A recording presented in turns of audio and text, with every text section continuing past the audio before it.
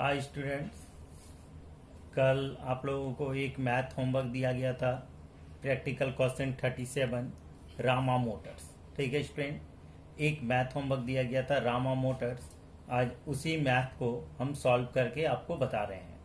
ठीक है स्टूडेंट, सबसे पहले इस मैथ में नीचे जो इंफॉर्मेशन को लिखा है, पहले हम इंफॉर्मेशन को पढ़ लेंगे और फिर उस अनुसार हम पहले लेजर को बना लेंगे। जैसे कि सबसे पहले लिखा हुआ स्टूडेंट कि depreciation charge on machinery during the year 28,000। सबसे पहले बोला है कि मशीनरी पे डेप्रिसिएशन 28,000 रुपया है। तो आप सबसे पहले मशीनरी का लेजर बना लेना। तो मशीनरी देखो, सबसे पहले है 3 लाख, फिर हो गया 3,38,000। तो आप डेबिट में सबसे पहले लिखना to balance BD 3 lakh, credit में बाय बैलेंस ईडी 3,38,000। ठीक है स्टूडेंट, और डेप्रिसिएशन बोला गया है 28,000। डेप्रिसिएशन कितना बोला गया है? 28,000। आपको पता होगा कि आप किसी भी लेजर बनाओ कोई भी एसेट्स का, तो डेप्रिसिएशन हमेशा क्रेडिट में होता है। कहाँ होता है स्टूडेंट? तो क्रेडिट में डेप्रिसिएशन लिखो 28,000। अब तो कुछ नहीं है। अब आप टोटल करो तो क्रेडिट साइड का टोटल अधिक है 3,66,000, 3,66,000 रुपया। तो डेबिट में भी लिख दो 3,66,000 रुपया। ठीक है स्टूडेंट, अब डेबिट में ऊपर कितना 3 लाख रुपया है ना, तो 3,66,000 में 3,66,000 में 3 लाख को आप माइनस कर दो, तो डेबिट में कितना आ गया 66,000। यानी डेबिट में जो बैलेंस आया वो परचेज 66,000। ठीक है स्टूडेंट, इस तरह से मेरा मशीनरी का लेजर कंप्लीट हो गया। आप देखो मशीनरी का लेजर में डेबिट में बैलेंस परचेज आया है, तो परचेज का यूज आप इन्वेस्टिंग में करना। कहा करोगे? इन्वेस्टिंग में। और डेप्रिसिएशन का यूज कहां होगा? नॉन ऑपरेटिंग एक्सपेंसेस में। ठीक है स्टूडेंट, आगे बढ़ते हैं। आगे देखो, आपको एक और इंफॉर्मेशन दिया है, provision for taxes made during the year 66,000। यानी प्रोविजन फॉर टैक्स कितना स्टूडेंट? 66,000। ठीक है स्टूडेंट, यानी आपका ये जो अगला इंफॉर्मेशन है वो प्रोविजन फॉर टैक्स के बारे में है ना स्टूडेंट। तो आप देखो लायबिलिटी साइड में एक प्रोविजन फॉर टैक्स आपको दिख रहा है ना स्टूडेंट। तो लायबिलिटीज में प्रोविजन फॉर टैक्स है और इंफॉर्मेशन में भी प्रोविजन फॉर टैक्स है, इसलिए आपको प्रोविजन फॉर टैक्स का एक लेजर बनाना होगा। ठीक है स्टूडेंट, आपको पहले भी बताया जा चुका है कि अगर किसी का इंफॉर्मेशन हो, है ना, तो उसका क्या करना है? लेजर बनाना है। तो प्रोविजन फॉर टैक्स का इंफॉर्मेशन है ना स्टूडेंट, तो इसका लेजर बनाना है। तो सबसे पहली बात यह ध्यान दो कि प्रोविजन फॉर टैक्सेस वो आपके लिए लायबिलिटीज है। क्या है वो? लायबिलिटीज। लेकिन इससे जस्ट पहले हम लोग मशीनरी का लेजर बनाए। मशीनरी मेरे लिए क्या था? एसेट्स। तो ध्यान दोगे स्टूडेंट, आपको पहले भी बताया जा चुका है कि अगर आप कोई भी लायबिलिटीज का लेजर बनाओगे तो उसका बीटी आप क्रेडिट में लिखोगे। ठीक है स्टूडेंट, ध्यान देना। अगर आप कभी भी कोई लायबिलिटीज का लेजर बनाओगे तो उसका बीटी किधर लिखोगे? क्रेडिट में। तो क्रेडिट में लिखो बाय बैलेंस बीटी 60,000 और सीडी कहां होगा? डेबिट में। To balance CD 70,000। ठीक है स्टूडेंट, याद रहेगा। कोई भी लायबिलिटीज का लेजर बनाओ तो बीडी होगा क्रेडिट में और सीडी होगा डेबिट में। ठीक है स्टूडेंट, अब देखो आपको इंफॉर्मेशन में बोल रहा है provision for tax 66,000। Provision for tax कितना बोल रहा है? 66,000। तो ये प्रोविजन फॉर टैक्स को आपको क्रेडिट में लिखना है, प्रोविजन फॉर टैक्स। क्या लिखना है क्रेडिट पे? Provision for tax. इसको आप प्रॉफिट एंड लॉस भी लिख सकते हो। क्या लिख सकते हो इसको? Profit and loss. अगर आप प्रोविजन फॉर टैक्स को आप चाहो तो क्या लिख सकते हो? Profit and loss. कितना लिख दिया? 66,000। अब टोटल करो, तो जब आप टोटल करोगे तो क्रेडिट साइड का टोटल अधिक है 1,26,000, 1,26,000। डेबिट में भी लिख दो 1,26,000। तो 1,26,000 में जब 70,000 को माइनस करोगे तो बैलेंस कितना आ जाएगा? 56,000। ठीक है स्टूडेंट, कितना बैलेंस आ जाएगा? 56,000। अब ये जो बैलेंस आया ये क्या कहलाएगा स्टूडेंट? Tax paid. क्या कहलाएगा? Tax paid. याद रखोगे, ये हम लोग एक लायबिलिटीज का लेजर बना रहे हैं। किसका लेजर बना रहे हैं? लायबिलिटीज का। तो आप कभी भी स्टूडेंट लायबिलिटीज का लेजर बनाओ तो वहां पे परचेज और सेल्स बैलेंस नहीं आता है। परचेज और सेल्स बैलेंस नहीं आता है। आपका इंफॉर्मेशन में प्रोविजन फॉर टैक्स है, इंफॉर्मेशन में क्या है, प्रोविजन फॉर टैक्स, इसको आप क्रेडिट में लिखोगे और डेबिट साइड में जो बैलेंस आएगा स्टूडेंट वो क्या कहलाएगा, टैक्स पेड। याद रहेगा स्टूडेंट कि प्रोविजन फॉर टैक्स को क्रेडिट में लिखना और डेबिट में जो बैलेंस आएगा वो क्या कहलाएगा, टैक्स पेड। ठीक है स्टूडेंट, अब इसका यूज कहां होगा ये समझ जाओ। प्रोविजन फॉर टैक्स को आप नॉन ऑपरेटिंग एक्सपेंसेस में दिखा देना। प्रोविजन फॉर टैक्स को कहां लिखोगे स्टूडेंट, नॉन ऑपरेटिंग एक्सपेंसेस में, और टैक्स पेड को क्या करोगे, जब ऑपरेटिंग एक्टिविटीज बनाओगे तो टैक्स पेड को वहां पे क्या कर दोगे, लेस कर दोगे। ठीक है स्टूडेंट, इस तरह से प्रोविजन फॉर टैक्स का लेजर बन जाएगा। एक बात हम आपको बताते हैं स्टूडेंट, आप ध्यान दोगे, इस मैथ का इंफॉर्मेशन में प्रोविजन फॉर टैक्स दिया हुआ था। इस मैथ के इंफॉर्मेशन में प्रोविजन फॉर टैक्स दिया था, तो उसको आप क्रेडिट में लिखें और डेबिट में जो बैलेंस आया वो क्या कहलाया, टैक्स पेड। ठीक है स्टूडेंट, यहाँ प्रोविजन फॉर टैक्स को लिखें क्रेडिट में और डेबिट में जो बैलेंस आया वो क्या कहलाया, टैक्स पेड। लेकिन कोई कोई मैथ ऐसा होगा स्टूडेंट, कोई कोई मैथ ऐसा होगा जो कि इंफॉर्मेशन में टैक्स पेड दिया रहेगा। क्या दिया रहेगा, टैक्स पेड। तो ध्यान देना स्टूडेंट, अगर इंफॉर्मेशन में टैक्स पेड रहे, अगर इंफॉर्मेशन में टैक्स पेड रहे तो भी आपको प्रोविजन फॉर टैक्स का लेजर बनाना है। आप उस टाइम में क्या करोगे, टैक्स पेड को डेबिट में लिखोगे। टैक्स पेड को कहां लिखोगे, डेबिट में, और क्रेडिट में जो बैलेंस आएगा वो क्या कहलाएगा, प्रोविजन फॉर टैक्स। याद रहेगा स्टूडेंट, अगर इंफॉर्मेशन में, फिर से बता रहे हैं, अगर इंफॉर्मेशन में प्रोविजन फॉर टैक्स है तो बैलेंस टैक्स पेड हो गया, अगर इंफॉर्मेशन में टैक्स पेड रहेगा तो बैलेंस प्रोविजन फॉर टैक्स हो गया। ठीक है स्टूडेंट, इस तरह से प्रोविजन फॉर टैक्स का लेजर कंप्लीट हो गया। आगे इंफॉर्मेशन देखते हैं। आगे आपको दिया गया dividend paid on share 46,000, dividend paid on share 46,000, dividend paid 46,000 रुपया किया गया। डिविडेंड पेड कितना किया गया, 46,000। देखिए स्टूडेंट, यहाँ पे इंफॉर्मेशन में डिविडेंड पेड है, इंफॉर्मेशन में डिविडेंड पेड है, लेकिन आपके क्वेश्चन में कहीं भी डिविडेंड दिया हुआ नहीं है, इसलिए डिविडेंड पेड का लेजर नहीं बनेगा। ठीक है स्टूडेंट, याद रहेगा आपको, लेजर उसी का बनाया जाता है जो क्वेश्चन में भी हो और जो इंफॉर्मेशन में भी हो, उसका लेजर बनाएंगे। लेकिन डिविडेंड पेड आपका इंफॉर्मेशन में है लेकिन क्वेश्चन में नहीं है, इसलिए डिविडेंड पेड का लेजर नहीं बनेगा। तो आप बोलोगे स्टूडेंट कि डिविडेंड पेड का यूज क्या होगा, पेड है ना, पेड मीन्स पेमेंट, ये इंफॉर्मेशन में है। कहां है ये, इंफॉर्मेशन में। तो एक बात याद रखना स्टूडेंट, डिविडेंड पेड को सबसे पहले नॉन ऑपरेटिंग एक्सपेंस में लिखोगे, फिर जब आप फाइनेंसिंग बनाओगे तो डिविडेंड पेड को वहां पे लेस कर दोगे। याद रहेगा स्टूडेंट, डिविडेंड पेड सबसे पहले नॉन ऑपरेटिंग एक्सपेंस में जाएगा, फिर जब आप फाइनेंसिंग बनाओगे तो उसको लेस कर दोगे। ठीक है स्टूडेंट, अब हम लोग कैश फ्लो स्टेटमेंट आपको बना के बताएंगे। सबसे पहले हेडिंग दे दोगे cash flow statement of Rama limited for the year ending, और ये आप फॉर्मेट को दोगे। ठीक है स्टूडेंट, अब स्टूडेंट आपको सबसे पहले ऑपरेटिंग एक्टिविटीज बना के बताएंगे। आप 1 नंबर दोगे स्टूडेंट सबसे पहले और लिखोगे cash flow from operating activities. अब 1 नंबर दोगे, लिखोगे cash flow from operating activities, underline कर देना स्टूडेंट। ठीक है, अब ध्यान दो, आप क्वेश्चन के लायबिलिटी साइड में देखो स्टूडेंट, एक प्रॉफिट एंड लॉस दिख रहा है। क्वेश्चन के लायबिलिटी साइड में देखो स्टूडेंट, एक प्रॉफिट एंड लॉस दिख रहा है। पहले था वो 61,000, पहले कितना था 61,000, फिर कितना हो गया 61,200, कितना इंक्रीज किया 200 ना, कितना बढ़ गया 200। आप लिखोगे net profit for the current year 200, net profit for the current year 200। ठीक है स्टूडेंट, ठीक है।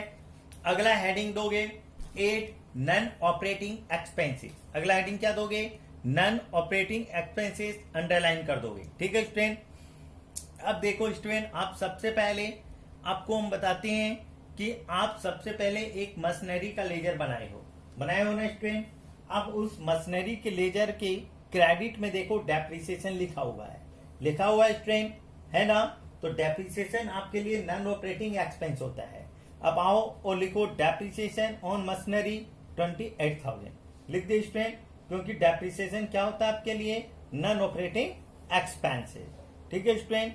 इसके बाद आप बनाए हो एक प्रोविजन फॉर टैक्स का लेजर। किसका बनाए हो, प्रोविजन फॉर टैक्स का लेजर। ठीक है स्टूडेंट।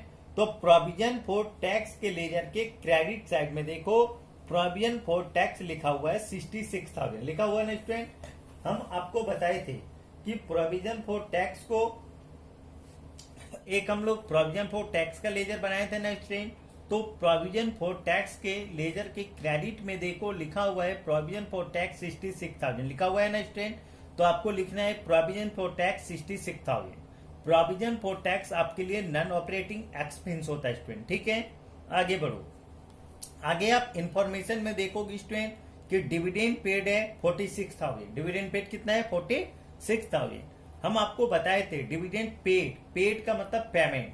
तो डिविडेंड पेड का यूज आप दो जगह करोगे। क्यों, क्योंकि ये इंफॉर्मेशन में है। कहाँ स्टूडेंट, इंफॉर्मेशन में। तो सबसे पहले डिविडेंड पेड को आप नॉन ऑपरेटिंग एक्सपेंस में लिख दोगे। कहाँ लिख दोगे, नॉन ऑपरेटिंग एक्सपेंस में। और फिर जब आप फाइनेंसिंग एक्टिविटीज बनाओगे, क्या बनाओगे, फाइनेंसिंग, तो डिविडेंड पेड को वहां पे आप लेस कर दोगे। ठीक है स्टूडेंट। अब हम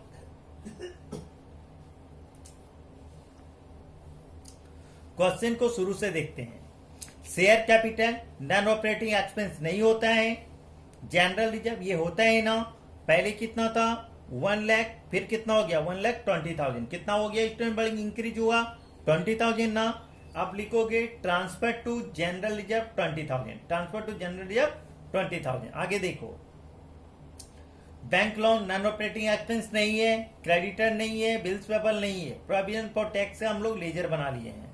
मशीनरी का लेजर बनाया जा चुका है। बिजनेस प्रीमिसेस भी नहीं है, कैश भी नहीं है, डेब्टर्स भी नहीं है, स्टॉक भी नहीं है। अब क्या करना है स्टूडेंट आपको कि ये 4 नॉन ऑपरेटिंग एक्सपेंस जो है ये चारों को प्लस करके इस साइड ले आएंगे। ठीक है स्टूडेंट। तो जब ये चारों को ऐड करोगे स्टूडेंट तो कितना आएगा, 1,60,000। प्रॉफिट कितना है, 200 है ना। प्रॉफिट प्लस करके नीचे करेंगे 1,60,200। ठीक है। अगला हेडिंग दोगे लेस नॉन ऑपरेटिंग इनकम। अगला हेडिंग क्या देना है student, less non operating income. तो नॉन ऑपरेटिंग इनकम में कोई भी आइटम नहीं है स्टूडेंट। नॉन ऑपरेटिंग इनकम में कोई भी आइटम नहीं है। तो आपको डैश दे देना है और 1,60,200 को नीचे कर देना है। ठीक है स्टूडेंट। अगला हेडिंग लिखोगे 8। क्या लिखना है student, 8 increase in current liabilities and decrease in current assets. ठीक है स्टूडेंट। फिर 2-3 लाइन का जगह छोड़ देना, लिखना less decrease in current liabilities and increase in current assets. ठीक है स्टूडेंट। अब आते हैं क्वेश्चन पे। सबसे पहले है शेयर कैपिटल। सबसे पहले क्या है, शेयर कैपिटल। ये करेंट लाइबिलिटीज नहीं है ना। जनरल रिजर्व, इसका यूज नॉन ऑपरेटिंग एक्सपेंस में आप कर चुके हो। प्रॉफिट लॉस, इसका यूज प्रॉफिट के लिए हो चुका है। बैंक लोन, ये भी करेंट लाइबिलिटीज नहीं है। क्रेडिटर्स, ये आपके लिए करेंट लाइबिलिटीज है। क्रेडिटर क्या है आपके लिए, करेंट लाइबिलिटीज। तो देखो स्टूडेंट, पहले कितना था, 2,80,000। पहले कितना था, 2,80,000। फिर कितना हो गया, 2,60,000। यानी 20,000 रुपीज क्या हो रहा है, डिक्रीज।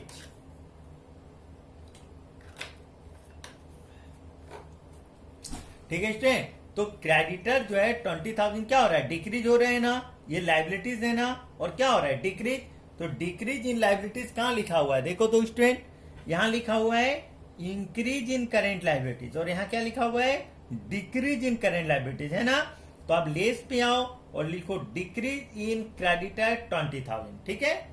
बिल्स पेबल, ये भी तो करेंट लाइबिलिटीज है। बिल्स पेबल पहले था 20,000, फिर कितना हो गया, 10,400। ये भी डिक्रीज हो गया, ये भी क्या हो गया, डिक्रीज। तो लाइबिलिटीज है और क्या हो रहा है, डिक्रीज हो रहे हैं ना। तो देखो लेस में लिखा हुआ है डिक्रीज इन करेंट लाइबिलिटीज, है ना। तो आपको यहां आना है, लिखना है डिक्रीज इन बिल्स पेबल 9,600। ठीक है। आगे पढ़ो, प्रोविजन फॉर टैक्स। तो प्रोविजन फॉर टैक्स का हम लोग लेजर बना लिए हैं। प्रोविजन फॉर टैक्स का हम लोग क्या बनाए, लेजर। इसलिए इसका यूज करेंट लाइबिलिटीज में नहीं होगा। आगे बढ़िए, एसेट साइड में। एसेट्स में आओ, सबसे पहले मशीनरी। क्या है, मशीनरी, ये करंट एसेट नहीं है। बिजनेस प्रीमिसेस, ये भी करंट एसेट नहीं है। कैश, कैश तो करंट एसेट्स होता है, लेकिन कैश फ्लो में कैश का यूज नहीं होता है। ठीक है, बार बार दिक्कत आ रहा है। बताया जा रहा है स्टूडेंट कि कैश आपके लिए करंट एसेट्स होता है। ठीक है, कैश आपके लिए करंट एसेट्स होता है, लेकिन आपको बताया जा चुका है जब भी आप कैश फ्लो का मैथ बनाओगे, कैश फ्लो, तो वहां पे कैश और बैंक का यूज नहीं होगा स्टूडेंट। ठीक है, कैश का यूज हम लोग आंसर चेक पे करते हैं। डेप्टर्स, ये भी करंट एसेट्स है। डेप्टर्स करंट एसेट्स है ना स्टूडेंट। पहले देखो था 2 लाख, फिर हो गया 1,48,000, यानी ये 52,000 डिक्रीज हो रहा है ना स्टूडेंट। ये एसेट्स है और ये क्या हो रहा है, डिक्रीज है ना। तो देखो कहां लिखा हुआ है, यहां लिखा हुआ है डिक्रीज इन करेंट एसेट्स, है ना स्टूडेंट। तो आपको यहां लिख देना है डिक्रीज इन डेप्टर्स 52,000। ठीक है स्टूडेंट, आगे बढ़ो। स्टॉक, ये भी करंट एसेट्स है। पहले था 1,60,000, फिर हो गया 1,28,400, यानी ये भी डिक्रीज हो रहा है ना स्टूडेंट। कितना डिक्रीज हो रहा है, 31,600। तो करंट एसेट्स है और क्या हो रहा है, डिक्रीज हो रहा है ना। तो देखो एड में लिखा हुआ है डिक्रीज इन करंट एसेट्स, आपको लिख देना है डिक्रीज इन स्टॉक 31,600। अब तो कोई आइटम नहीं है ना, आपको क्या करना है, ये दोनों एड वाले को प्लस करके इधर ले आओ। तो कितना हो गया 83,600, और ऊपर में है 1,60,200, इसमें प्लस करके नीचे करेंगे कितना हो गया 2,43,800 हो गया ना स्टूडेंट। अब लेस में दो अमाउंट है 20,000 और 900,600, ये दोनों को ऐड करके इधर ले आएंगे 29,600। अब इस पे इसको लेस करो तो कितना आया 2,14,200। यहां तक आ गया ना स्टूडेंट। लेकिन एक बात ध्यान दोगे, जब हम प्रोविजन फॉर टैक्स का लेजर बनाए थे, किसका बनाए थे, प्रोविजन फॉर टैक्स का, तो उसका डेबिट साइड में टैक्स पेड आया था 56,000। कितना आया था 56,000। तो आपको बोला गया था स्टूडेंट कि जो 56,000 आपका टैक्स पेड आया है, आप ऑपरेटिंग एक्टिविटीज के लास्ट में लिखोगे लेस टैक्स पेड 56,000 और उसको लेस कर दोगे स्टूडेंट, तो आंसर आपका आ जाएगा 1,58,200। एड में आया ना, तो आप यहां लिखोगे net cash flow from operating activity. इस तरह से मेरा ऑपरेटिंग एक्टिविटीज बनके कंप्लीट हो गया स्टूडेंट। ठीक है, अगले आपको सेकेंड स्टेप 2 नंबर पॉइंट पे आपको बताया जाएगा cash flow from investing activities. ठीक है स्टूडेंट, सबसे पहले हेडिंग लिख लेंगे 2 नंबर, है ना। आपको 2 नंबर दे देना है और आपको लिखना है cash flow from investing activity, और उसको क्या करना है अंडरलाइन। ठीक है स्टूडेंट, अंडरलाइन कर देना है। अब आपको इन्वेस्टिंग बताएंगे, तो इन्वेस्टिंग एक्टिविटीज बनाना है। सबसे पहले आप इन्वेस्टिंग में आपको पता है 2 हेडिंग होता है, कि एड और एक लेस का। एड में आप लिखोगे sales of non current asset, sales of non current asset, और 2-3 लाइन का स्पेस छोड़ देना। ठीक है स्टूडेंट, और आप लेस पे आना। ठीक है स्टूडेंट, और लेस में आके लिखोगे purchase of non current student. ठीक है, नॉन करेंट एसेट। अब हम मैथ पे आते हैं स्टूडेंट। ठीक है, तो आपको पहले पता है स्टूडेंट कि जब भी इन्वेस्टिंग एक्टिविटीज को बनाया जाएगा तो आपको सिर्फ एसेट साइड देखना है। किस साइड देखना है, एसेट, है ना स्टूडेंट। अब देखो सबसे पहले मशीनरी, मशीनरी तो नॉन करेंट एसेट्स है और इसका हम लोग लेजर बनाए हैं। क्या बनाए हैं, लेजर।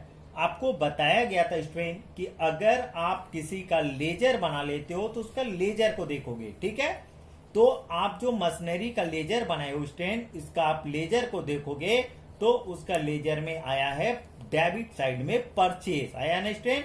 तो आप लेस वाले हेडिंग में आओगे, लेस वाले हेडिंग में आना स्टूडेंट। ठीक है, और यहां लिख देना purchase of machinery 66,000, purchase of machinery 66,000, और अमाउंट को ब्रैकेट कर दोगे क्योंकि ये लेस में है। ठीक है स्टूडेंट, अब इसको लिखने के बाद आप देखोगे लिया हुआ है बिजनेस प्रीमिसेस, दिया है ना। बिजनेस प्रीमिसेस भी मेरे लिए नॉन करेंट एसेट्स होता है। क्या होता है स्टूडेंट, नॉन करेंट। तो हम लोग बिजनेस प्रीमिसेस का लेजर नहीं बनाए हैं, हम लोग बिजनेस प्रीमिसेस का लेजर नहीं बनाए। तो लेजर नहीं बनाए तो बुक को देखेंगे, तो पहले देखो 4 लाख है, फिर हो गया 3,80,000, यानी 20,000 ये डिक्रीज हो रहा है, यानी 20,000 कम हो गया ना स्टूडेंट। तो आपको बताया गया था कि अगर कोई भी नॉन करेंट एसेट्स का वैल्यू अगर डिक्रीज होता है मीन्स वो कम होता है तो वो सेल्स होता है। तो आप एड में आओ और लिखो सेल्स ऑफ बिजनेस प्रीमिसेस 20,000। ठीक है स्टूडेंट, लिख दिए। अब कैश का यूज तो होगा नहीं, डेब्टर स्टॉक का यूज हो चुका है, कुछ तो नहीं है ना। तो एड में कितना आया 20,000 और लेस में कितना स्टूडेंट 66,000। लेस में कितना है 66,000। तो ऑपरेटिंग इन्वेस्टिंग एक्टिविटीज का आंसर कितना आ गया, एड में था आपका 20,000, लेस में 66,000, तो 46,000 आपका आंसर क्या चीज में आ गया स्टूडेंट, माइनस में आया ना। तो आप लिखोगे net cash used in investing activity. ठीक है स्टूडेंट। अब तीसरा स्टेप पे हम लोग बनाएंगे फाइनेंसिंग एक्टिविटीज। क्या बनाएंगे, फाइनेंसिंग एक्टिविटी। अब हेडिंग दोगे student cash flow from financing activities. क्या हेडिंग दोगे student, cash flow from financing activity. ठीक है, आपको पता है स्टूडेंट कि फाइनेंसिंग एक्टिविटीज में कोई हेडिंग नहीं होगा, जो इशू होगा उसको ऐड करोगे, जो पेमेंट होगा उसको लेस कर दोगे। पेमेंट पे ब्रैकेट का सिंबल दे देना। देखो शेयर कैपिटल, शेयर कैपिटल तो नॉन करेंट लायबिलिटीज है ना।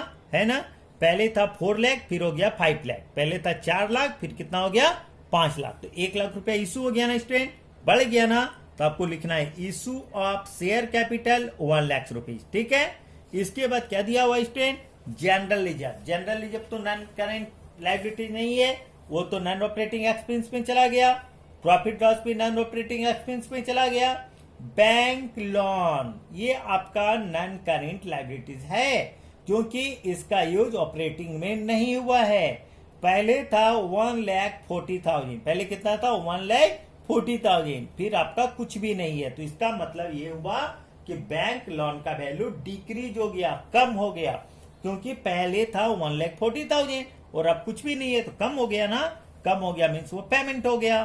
तो आपको लिखना है payment of bank loan, payment of bank loan 1,40,000, और इस अमाउंट को क्या कर देना है ब्रैकेट, क्योंकि पेमेंट है। क्रेडिटर का यूज हो चुका है, बिल्स पेबल का यूज हो चुका है, प्रोविजन फॉर टैक्स का भी यूज हो चुका है। ठीक है स्टूडेंट, अब आपका क्वेश्चन में कुछ भी नहीं है। अब नीचे जब इंफॉर्मेशन को देखोगे स्टूडेंट, तो एक डिविडेंड पेड 46,000 था। अब जब इंफॉर्मेशन को देखोगे तो डिविडेंड पेड कितना था 46,000 पेड है ना स्टूडेंट। हम आपको शुरू में ही बताए थे कि डिविडेंड पेड इंफॉर्मेशन में है। डिविडेंड पेड कहां है, इंफॉर्मेशन में।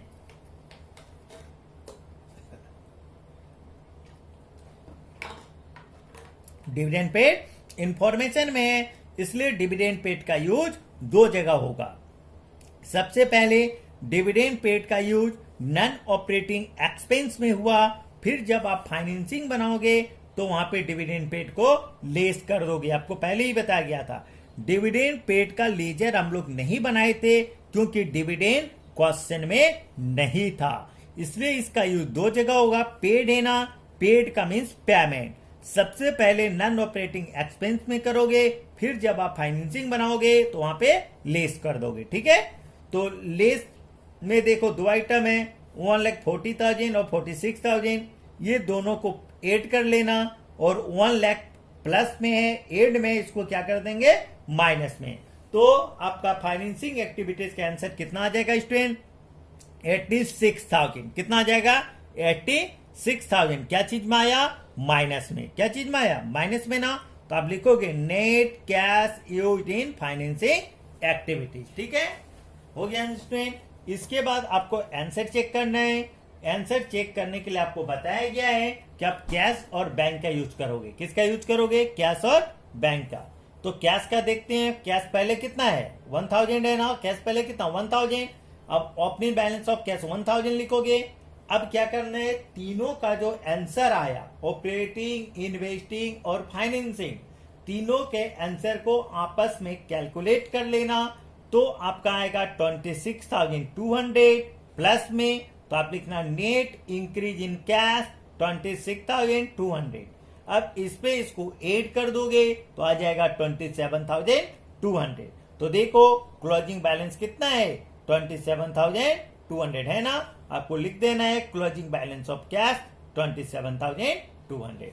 इस तरह से ये मैथ मेरा स्टूडेंट कंप्लीट हो गया। ठीक है, तो इस मैथ पे एक नया आइटम प्रोविजन फॉर टैक्स मिला। क्या मिला? प्रोविजन फॉर टैक्स, जिसका हम लोग लेजर को बनाए। ठीक है स्टूडेंट, तो उसको आप लोग अच्छे से देख लोगे, फिर अगले मैथ में इस प्रॉब्लम को अगर होगा तो उसको क्लियर